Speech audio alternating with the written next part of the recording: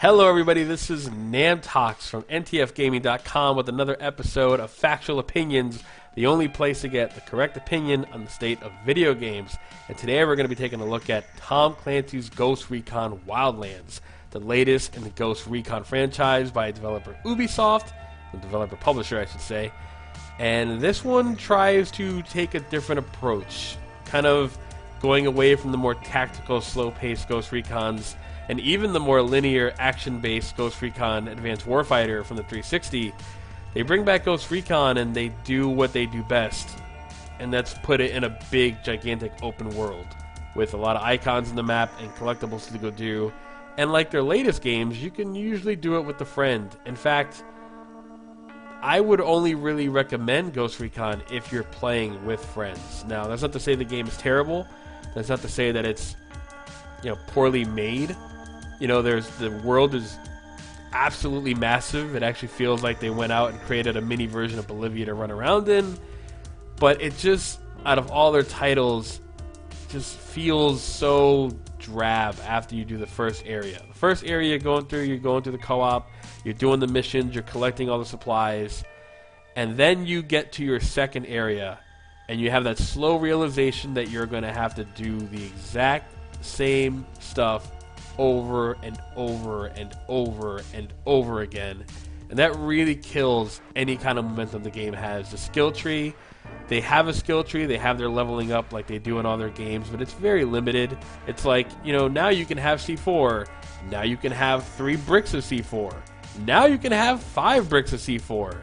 It's like the most meaningless RPG leveling up system.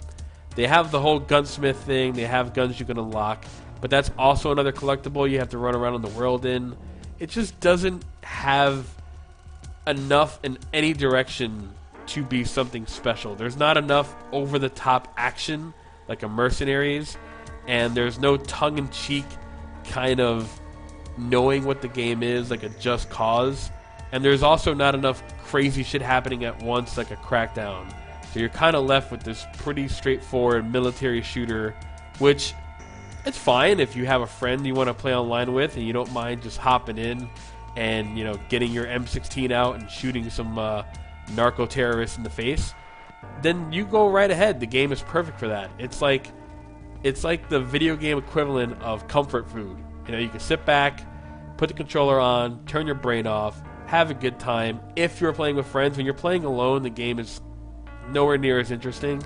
And the AI is competent, I will say that. They're very effective. In fact, they're too effective. It's really easy to go to a base, mark a bunch of enemies, tap a button, and watch all the AI guys kill everybody while you just sit back and count stacks. And then there's another weird aspect of the game, which is the voice acting. It's perhaps the worst voice acting I've ever heard in a video game of my entire life.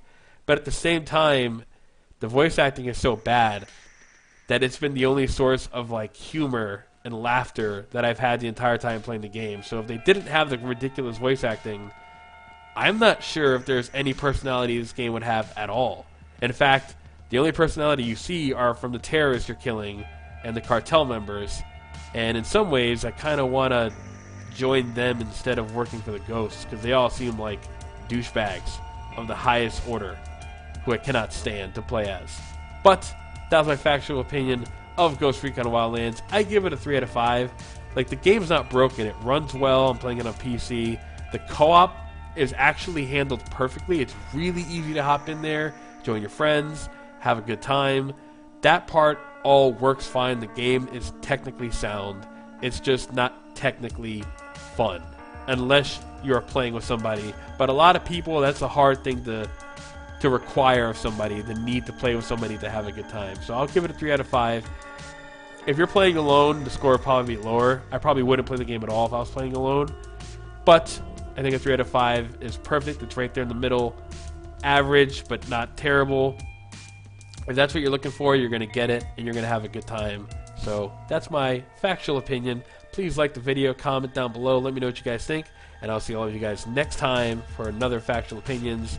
Have a good one, everybody.